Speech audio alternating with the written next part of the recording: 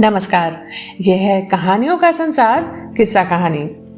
किस्सा कहानी में फिर से मैं हूँ भारती कुमारी। मैं आजकल आप सबको सुना रही हूँ केशव प्रसाद मिश्र का लिखा हुआ उपन्यास कोहबर की शर्त। आज कोहबर की शर्त का 23वां भाग होगा। 22वें भाग में आपने सुना कि चंदन और बाला नजदीक आ जाते हैं।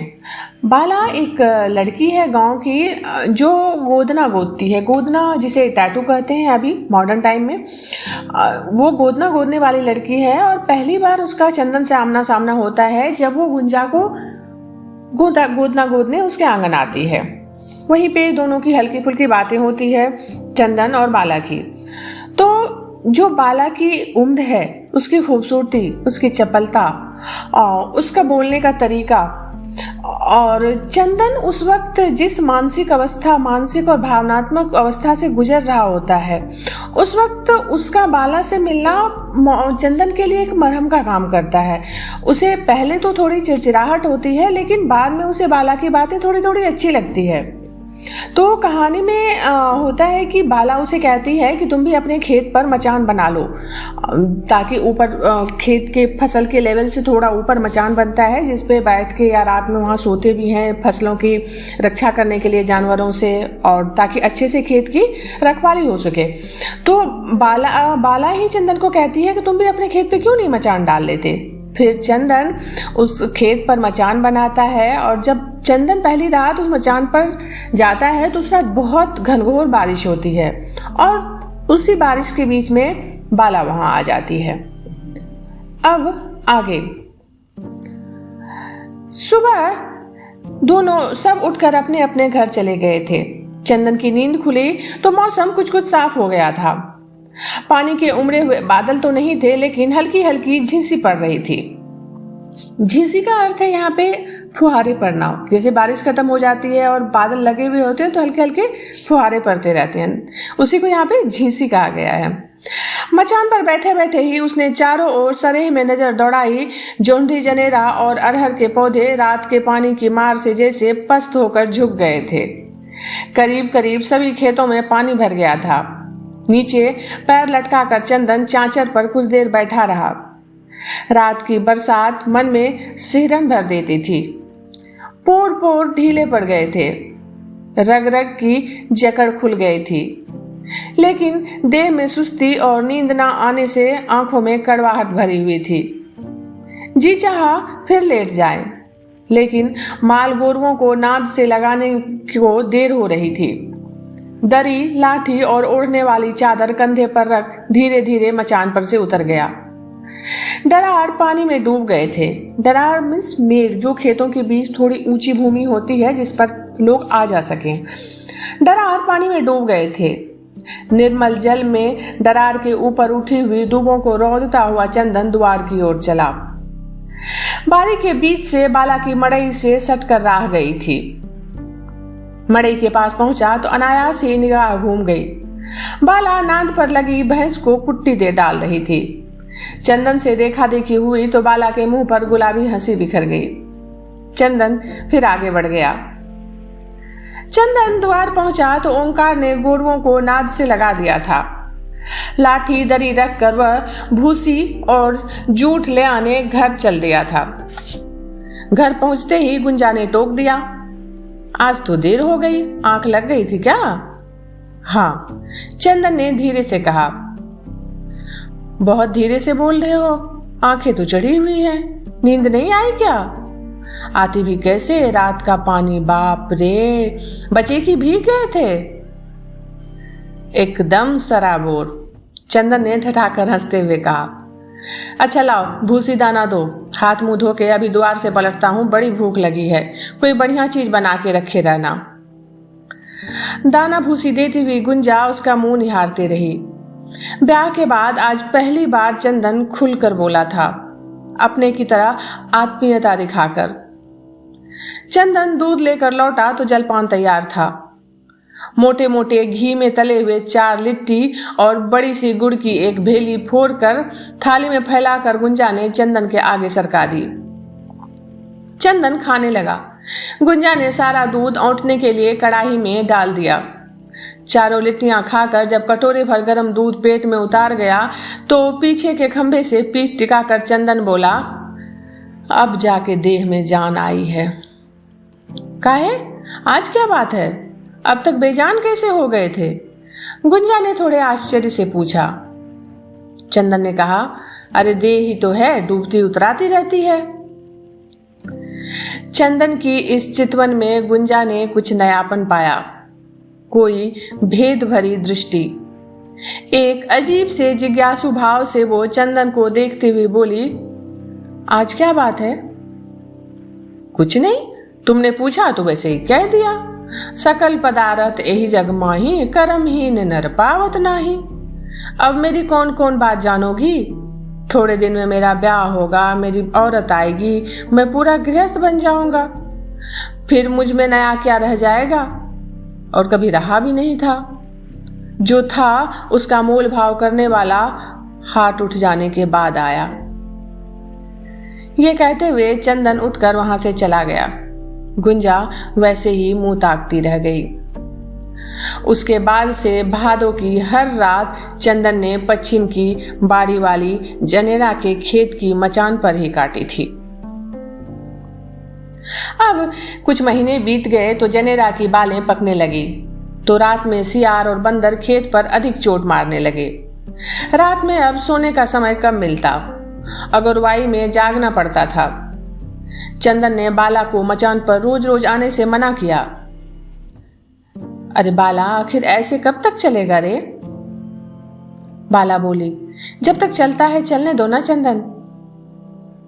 चंदन बोला, लेकिन कुछ हो तो लोक लाज। बाला उसको बीच में रोकते हुए ही बोली, लोक लाज तुम अपनी देखो चंदन, अपनी चिंता मुझको है। चंदन बोला, मैं तो जब तक खेत नहीं कटता मचान पर आऊंगा ही, लेकिन तुझे तो अपने महतारी बाप का डर। बाला ने फिर से उसे बीच में बात काट दी उसकी। है, वो मेरा बाप नहीं है चंदन, और ना ही मैं इसको अपनी महतारी मानती हूं। क्या? चंदन ने आश्चर्य से मुंह खोलते हुए कहा, हाँ चंदन, इस आदमी की खातिर इस औरत ने मेरे बाप को जहर दे दिया था। इसकी कोख से जन्म लिया तो बाप के बाद में बेसहारा जाती कहां? बहुत नहीं, 7-8 साल की बात है। और मैं ऐसे लोगों से डरूं? जो मेरे मन को भाता है, चाहे जैसे हो, पा लेती हूं। दुनिया में कौन किसका होता है? सबको अपने अपने भाग के हिसाब से नाचना पड़ता है। आज 3 साल से तुमको देख रही हूं चंदन, लेकिन तुम्हें तो गुंजा के अलावा दुनिया में कुछ दिखाई ही नहीं देता था। और तुम्हें क्या मिला चंदन? जिसकी चीज थी उसके पास गई और तुम टुकुर टुकुर ताकते ही रह गए। जरूरत से अधिक मुंह बंद रखने से यही होता है। चंदन थोड़ा गंभीर हो गया। फिर उसने पूछा, लेकिन ऐसे कब तक चलेगा? बाला फिर बोली, जब तक चलता है चलेगा। जब तक तुम्हारा ब्याह नहीं होगा बलिहार में रहूंगी। ब्याह कर लेंगे तो मैं भी किसी का हाथ पकड़कर, तुम ब्याह कर लोगे तो मैं भी किसी का हाथ पकड़ कहीं बस जाऊंगी। माई तो इसी साल के लिए कहती थी, लेकिन मैंने कह दिया, जब तक मैं हाँ ना करूं कहीं बात मत करना। चक्कर तो अच्छे अच्छे नेटवे के बेटे मारते हैं चंदन, लेकिन पहले जन्म का इतना लगाव तुम्हारे साथ था तो बाला और कहां जाती। बाला ने बहुत प्यार से ये कहा था। चंदन और बाला चाह कर भी मिलना जुलना रोक ना पाए। हालांकि दोनों मिलने जुलने में बेहद सावधानी बरतते, लेकिन ये बात ओंकार के कान तक पहुंची गई। 2-4 दिन तक तो ओंकार पतियाता रहा। उसके बाद बहुत सोच समझकर उसने कुंजा के आगे बात चलाई। कुंजा को कोई विशेष आश्चर्य नहीं हुआ, क्योंकि उसे इस बात का अंदाजा तो था ही। लेकिन उसने ओंकार को कुछ कहा भी नहीं। तो ओंकार बोला, कुछ कहती क्यों नहीं हो गुंजा? मेरे कहने ना कहने से क्या होगा? घर के मालिक तुम हो, लाभ हानि तुम सोचो। जैसे तुम मर्द बच्चा हो वैसे ही वो भी है। ओंकार फिर बोला, देख सुन के सोचता हूं अब की लगन में चंदन का ब्याह कर देना चाहिए। गुंजा ने थोड़े से गुस्से से कहा, मुझसे पूछते हो? जैसे कोई मेरी कुंवारी बहन बची है। ओंकार ने फिर मुस्कुराते हुए कहा, होती भी तो चंदन की राय से इस घर में ना लाते। उसी समय बाहर से चंदन आ गया। ओंकार ने बात की दिशा बदल दी। गुंजा गेहूं फटकने में लग गई।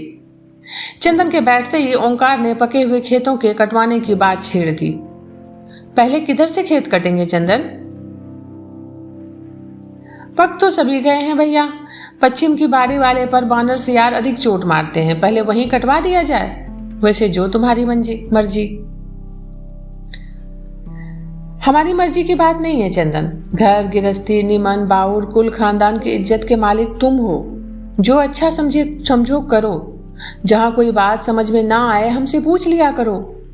किसी चीज की कमी पड़े तो बता दिया करो। बाहर तुम भीतर तुम्हारी भौजाई। मैं तो बस कहने भर का हूं। 2-4 मिनट चुप लगाकर ओंकार फिर कहने लगा, एक बात पूछनी थी चंदन। चंदन थोड़े आश्चर्य से बोला, हमसे भैया? ओंकार बोला, हाँ चंदन, कई जगह के लोग बात चला रहे हैं। अगर कहो तो किसी अच्छे घराने से बातचीत करूं और फिर तुम्हारी ही राय से अगली लगन में तुम्हारा ब्याह हो जाए। चंदन कुछ देर तक ओंकार की तरफ देखता रहा, फिर बोला, अपना ब्याह किया था तो हमसे पूछा ही था, हमारे ब्याह के लिए भी हमें से पूछोगे? ओंकार बोला, चंदन ब्याह तो तुम्हारा होना ही है ना, पसंद नापसंद भी तुम्हारी ही होनी चाहिए। चंदन बोला, अब मेरी पसंद या नापसंद की बात नहीं रही भैया, जहां ले चलोगे चला चलूंगा। ब्याह तो करना ही है, बिना ब्याह के कब तक चलेगा? कहकर चंदन ओंकार की ओर देखने लगा। गुंजा ने फटकना बंद कर दिया था। चंदन की चितवन का सामना ओंकार ना कर सका।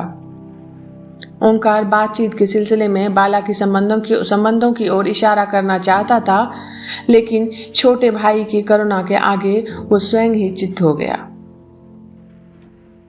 फिर ओंकार कहने लगा, जो कुछ हमसे हुआ चंदन, वो सब अनजाने में हुआ।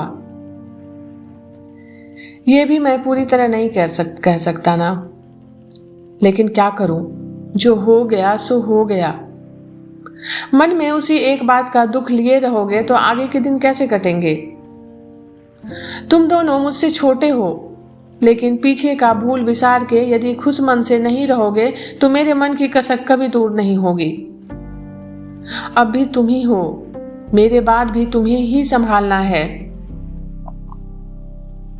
लेकिन हमारे या तुम्हारे कारण वंश की प्रतिष्ठा पर कोई उंगली उठाए, यह ना तुम सहोगे ना मैं सहूंगा। मर्यादा बड़ी कठिनाई से मिलती है और जाते तो देर भी नहीं लगती। ये कहते कहते ओंकार उठकर खड़ा हुआ और फिर बोला, भौजाई से भी बात कर लो, उनकी आंख में कोई लड़की हो तो आपस में राय बात कर लो। ये सुनकर गुंजा को जैसे आग छू गई। वो तमक कर बोली, बलिहार के लोग डाकू होते हैं, डाकू। चंदन ने हंसते हुए कहा, गाजे बाजे के साथ गए थे भौजी, चोरी से नहीं गए थे। ओंकार भी उसी रौ में बाहर निकल गया। ओंकार के निकलने के बाद घर का वातावरण और भी सरल हो गया। गेहूं फटकना बंद कर गुंजा उसकी मिट्टी बीनने लगी। बोने के लिए बीज बना रही थी, इसीलिए अधिकतर आंखें आगे धरती पर फैली हुई गेहूं की राशि पर गड़ाए हुए रखनी पड़ती थी। आंगन में बिछी हुई ईंटें उबड़ खाबड़ थी, इसीलिए हाथ से गेहूं को इधर उधर करने में सावधानी रखनी पड़ती थी। आगे के गल्ले में से दोनों हाथों से गेहूं अपने पास खींचती हुई गुंजा बोली, तो आजकल किधर के खेत में सोते हो? उसने चंदन की ओर देखते हुए पूछा। आज तक कभी गुंजा ने उस ढंग से प्रश्न नहीं किया था। इससे चंदन थोड़ा सा सावधान हुआ और सतर्क हो शरारत भरी आंखों से गुंजा की ओर देखते हुए पूछा, क्या कहा? गुंजा चंदन की ओर देखते हुए बोली, आजकल किस खेत में सोते हो? चंदन बोला, अपने राम के लिए कहीं पलंग सेज तो है नहीं, जहां मन किया वहीं ढरक गए। तो क्यों नहीं पलंग सेज का इंतजाम करते?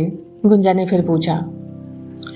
इंतजाम तो हो गया है भौजाई, लेकिन सेज तो सूली पर लगी है, चंदन ने जवाब दिया। गुंजा चंदन का मुंह ताकने लगी। ऐसी सेज की जल्दी क्या थी चंदन? जल्दी तो मैं जानता हूं, कभी मौका आएगा तो बता दूंगा, चंदन ने थोड़ी गंभीरता से जवाब दिया। बताओ ना। जादू में इतना तेज था कि देवर बरसाती नली नाले में डुबकी लगाने लगे। गुंजा का इशारा बाला की ओर था। कौन कहे कि देवर जी के लिए आसपास गंगा जी बह रही हैं? चंदन व्यंग से बोला। वैसे गंगा जी में खड़े हुए कि प्यास अगर नदी नाले के जल से ही बुझे तो क्या करे, कोई प्यासा ही मर जाए। गेहूं बीनते हुए गुंजा के हाथ एकाएक रुक गए। वो अजीब सी चितवन से चंदन को देखने लगी। उत्तर में चंदन भी वैसे ही देखता रहा। अगल बगल के वातावरण में अनजाने में ही जैसे कुछ भरता जा रहा था। लेकिन हमने सोचा था चंदन, देह तो अपने काबू में ना रही, लेकिन मन तो। गुंजा सामने की बड़ेरी को देखती हुई बोल रही थी। चंदन बोला, जिसकी देह चली जाती है उसका मन भी चला जाता है गुंजा, ये सब कहने की बातें हैं। जिस देह के कारण भाई भाई पर संदेह करे, उस देह के पीछे मन को बांधे रखने से बागवन की रक्षा कैसे हो सकेगी? ये सुनते ही गुंजा तिलमिला उठी। पूछी, क्या कहा? चंदन बोला, एक ही रास्ता रह गया था गुंजा, या तो मैं घर छोड़कर चला जाता, सो तुम्हें छोड़कर जाना मेरे बस की बात ना थी, और नहीं अगर यही रहना था तो भैया के मन का संदेह मिटाने के लिए पश्चिम की बारी वाली मचान पर लगातार कुछ दिन तक रात में खेत अगोरने के अलावा कोई चारा नहीं था। मैं चाहता था कि भैया इसे जान जाएं, कम से कम तुम पर तो किसी प्रकार से उसके मन में मैल ना आवे। मेरे आगे कोई दूसरा उपाय रह ही नहीं गया था गुंजा। गुंजा भीतर ही भीतर तिलमिला गई। चंदन आहत होकर बोला, कौन जाने आगे अभी और क्या क्या भोगना है, लेकिन तुम्हारा मुंह देखता हूं तो मुंह से निकलने वाली बात को कोई हाथ रख के बंद कर देता है। कभी कभी सोचता हूं कि अगर तुम्हारा ब्याह किसी और गांव में हो गया होता तो क्या होता। हारे थके याद आती है तो मन में फिर भी संतोष होता है कि भौजाई ही बन के सही इस घर में आंखों के सामने तो हो।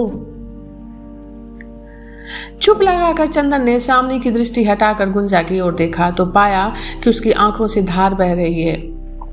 आंसू गालों से ढरक कर आगे के आंचल पर टप टप गिरते जा रहे हैं और गेहूं की बिखरी राशि में आंखें गड़ाए क्षितिज में वो कहीं दूर देख रही है। और तुम चाहती हो कि मेरा ब्याह तुम्हारे गांव की सखी सरला से हो जाए? चंदन उसी टूटी रौ में कहने लगा। हमारी तुम्हारी बातें उससे छिपी नहीं हैं। कल को वो तुम्हारी देवरानी बन के आएगी, 2 दिन बाद घर की मालकिन बनना चाहेगी, खटपट होगी, बांट बखेर का सवाल उठेगा, इस आंगन में बंटवारे की दीवार खींचेगी, तब ना तुम रोक पाओगी ना मैं। फिर क्या होगा? गुंजा एकटक चंदन की तरफ देख रही थी, फिर बोली, तो क्या मेरे कारण ब्याह नहीं करोगे? चंदन बोला, ब्याह नहीं करूंगा तो इस घर में कब तक रह पाऊंगा? लेकिन तुम्हारे गांव में नहीं, जवार में बहुत सी लड़कियां हैं, किसी भी गांव में मेरा ब्याह हो सकता है। गुंजा वैसे ही बड़ेरी की ओर ताकने लगी। चुप लगा चंदन गुंजा से कुछ सुनने की प्रतीक्षा करने लगा। 2-3 मिनट तक कोई भी कुछ नहीं बोला तो चंदन ने स्वयं ही मौन तोड़ा। कुछ तो बोलो। क्या बोलूं चंदन? मैं किस लायक हूं जो बोलूं? ब्याह हुआ था तो यही सोच के मन को संतोष दिया था कि किसी मनचाही लड़की को तुम्हें सौंप दूंगी और देख रेख खुद करूंगी। लेकिन जब से बाला वाली बात सुनी है तो मन में कुछ खौलने सा लगा है। लगता है मेरी धरोहर लेकर कोई भाग रहा है। चंदन ना जाने कैसा लगता है मेरे मन को। कुंजा अपनी रौ में बोल रही थी। चंदन बोला, अब अंदाजा लगाओ गुंजा कि जब तुम्हारा ब्याह भैया से हुआ तो मुझे कैसा लगा होगा। तब से आज तक मैं कैसे रहता आया हूं, और आज अगर थोड़ी भूख प्यास लगी तो। गुंजा ने चंदन की बात को बीच में ही काट कर कहा, नहीं नहीं चंदन, बाला से बोलने को मैं मना नहीं करती। मुर्दे की देह पर 2 मन या 2 मन ना 4 मन, यह अपने स्वार्थ की बात थी। बहुत हुआ, मेरे कारण अधिक दुख ना भोगो। उपदेश देना सबको आता है, लेकिन कभी कभी सोचती हूं तो सब कुछ अपने पर ही आ पड़ता है। चंदन ने पूछा, क्या आ पड़ता है? यही कि ये सब आखिर मेरे ही कारण तो हुआ या हो रहा है। हमारे या तुम्हारे मन के ताप को कोई न देखेगा चंदन, लेकिन बाला से बोलने बतियाने पर सभी उंगली उठा देंगे। कुल की लाज मर्द औरत दोनों को रखे रहती है। यही सोचती हूं तो मन को बोध नहीं होता। चंदन बोला, तो ठीक है, तुम्हारे मन को जिससे बोध हो आज से चंदन वही करेगा। लेकिन एकाएक नहीं गुंजा। अब सांझ हो गई, जाता हूं, द्वार पर बहुत काम है, भैया हो ना हो। ये कहता हुआ चंदन बाहर निकल गया। उपन्यास का ये भाग आज यहीं तक। अभी आप सुन रहे थे भारती कुमारी की आवाज में केशव प्रसाद मिश्र का लिखा हुआ उपन्यास कोहबर की शर्त का 23वां भाग। जल्दी ही मिलती हूँ आप सबसे एक नए भाग के साथ। तब तक आप सब जुड़े